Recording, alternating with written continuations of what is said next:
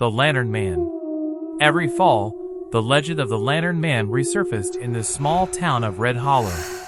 It was said that every October, when the air turned crisp and the leaves began to fall, a mysterious figure would wander the woods at night, carrying an old, flickering lantern.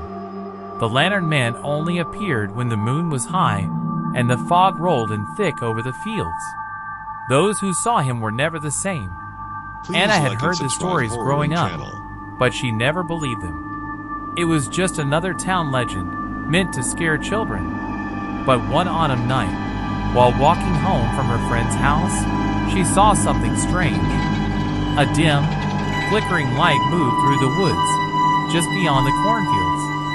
It was too late for any farmers to be out, and the light didn't move like a person carrying a flashlight. It swayed, slowly and methodically. Curiosity tugged at her, and against her better judgment, Anna followed the light. As she entered the woods, the temperature dropped, and an unnatural silence fell. The usual sounds of crickets and rustling leaves disappeared. The only noise was the soft crackling of the lantern's flame. The figure ahead of her stopped. Anna's heart raced as the light from the lantern revealed a tall, shadowy man, his face obscured by the low-hanging brim of an old hat. His clothes were dark and tattered, and in his other hand, he held something long and thin, a cane, or perhaps a staff. Suddenly, the figure turned, the lantern casting an eerie glow on his face. His eyes were hollow, like dark pits, and his mouth stretched into a twisted, crooked smile. Without thinking, Anna backed away, but the Lantern Man began to move toward her, his footsteps soundless, gliding across the ground. Panicked, Anna ran through the woods, the light of the lantern chasing her.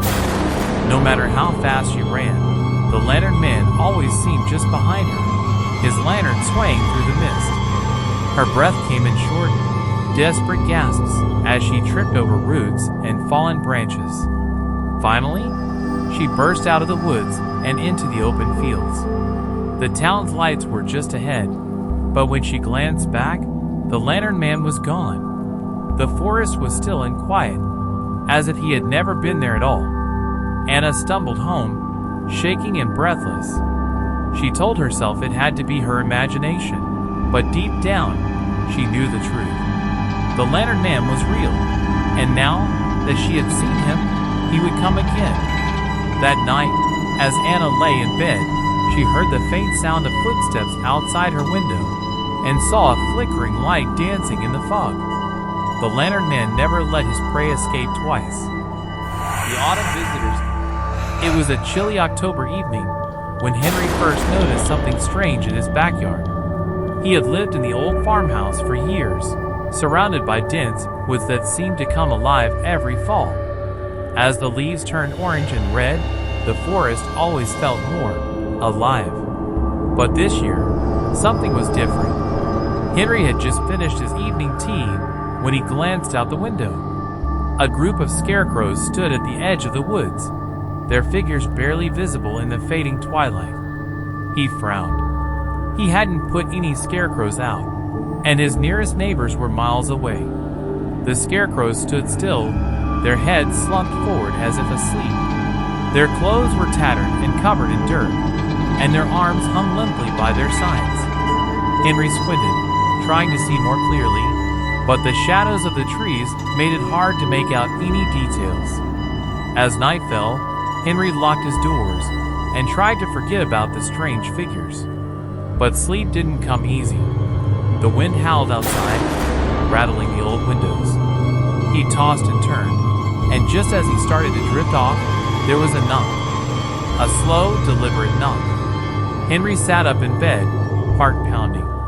Who could be knocking at this hour? He grabbed his flashlight and crept downstairs, his feet making the wooden floor creak beneath him.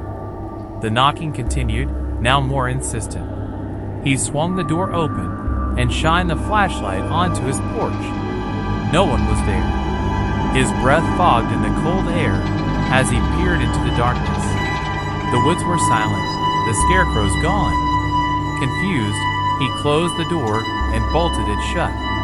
But as he turned to go back upstairs, a cold draft swept through the house. He turned, and his heart froze. One of the scarecrows was standing inside his living room. Its burlap head was cocked to one side, its hollow eyes staring straight at him. Its arms were stretched out, the fingers curled like claws. Slowly, it began to move, its joints creaking with every step. Henry backed away, stumbling over the rug. He tried to scream, but his voice caught in his throat. He fumbled for the door, but before he could reach it, the scarecrow lunged. Its straw-filled hands wrapped around his throat, and the last thing Henry saw was its twisted, grinning face before everything went dark. The next morning, the town awoke to a chilling sight. Henry's house stood empty, the windows dark. In his backyard, a new scarecrow stood among the trees, its body slumped and its clothes eerily familiar. The scarecrow's warning. Every autumn, the small town of Briar Hollow held its annual harvest festival. The townsfolk would decorate their porches with pumpkins, hay bales, and the iconic scarecrows that guarded their fields. They were supposed to be a symbol of protection, keeping the crows and pests away. But this year, something was different. Cassie had always loved the festival. She and her friends would wander through the corn maze at dusk, the crisp air filled with the scent of cider and bonfires. This year, the maze had been set up on the old Miller farm, a place that had been abandoned for years. Rumors said the Millers left after a series of tragic events, but no one ever talked about what happened. On the night of the festival, Cassie and her friends made their way through the cornfield. As the last rays of sunlight disappeared, they noticed something strange. The scarecrows scattered throughout the maze were different. They weren't stuffed with straw like usual, but seemed unnervingly lifelike, their clothes tattered and faces twisted into grimaces of pain. "That's creepy," Sarah whispered, tugging at Cassie's sleeve. Cassie nodded, unable to shake the feeling that they were being watched. Every time they passed a scarecrow, its head seemed to turn, its hollow eyes following them. The wind howled through the stalks, but there was something else, a low, guttural whisper.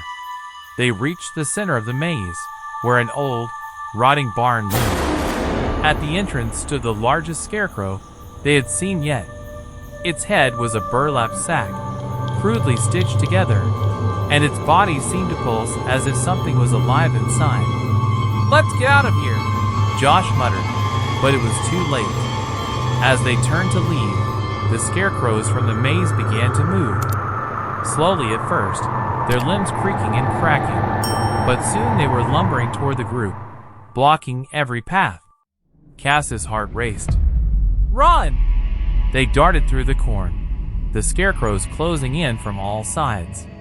Sarah tripped, screaming as one of them grabbed her ankle, its fingers cold and bony. Josh tried to help, but another scarecrow yanked him back, its stitched mouth stretching into a horrible grin. Cassie could hear their screams, but she didn't stop running. She pushed through the rows of corn, not caring where she was going. The barn loomed ahead, and she had no choice but to run inside. The door slammed shut behind her. Inside, the walls were lined with more scarecrows, each one more grotesque than the last. In the center of the barn was a single figure, the last Miller. Except he wasn't dead like the others had thought. The scarecrows were his work, twisted creations made from the bodies of those who had once lived in Briar Hollow. And now, they had come to life. Cassie screamed as the Miller turned to her, his eyes gleaming. "You should have heeded the warnings," he whispered. "The harvest is never truly over."